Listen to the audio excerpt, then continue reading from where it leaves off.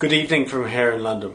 So we're just heading into that closing bell on Wall Street, and does look like equity is going to finish deep in negative territory for the day.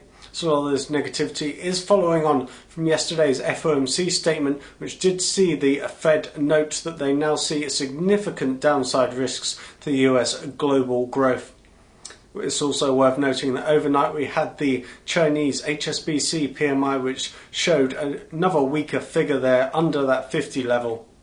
So we also have some continued fears over French banks in particular, and further fears over the Eurozone in general and their debt crisis.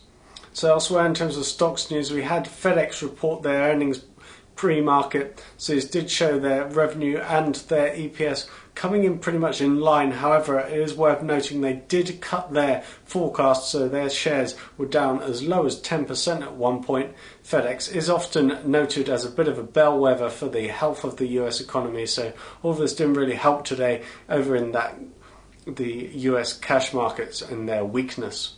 So elsewhere in terms of fixed income, we did see a rather lackluster 10-year tips auction. So it did see a higher yield and pretty average in terms of the investor foreign demand and also the domestic demand, with the bid to cover there as well. So looking forward to tomorrow. We do have a slightly lighter calendar there, but of note we will be looking at for the S&B's quarterly statement, and we also have the finish talking about the EFSF as well. That's expected around 11 o'clock London time. So that's it from us for the day. We hope you have a great evening, and we'll see you again tomorrow.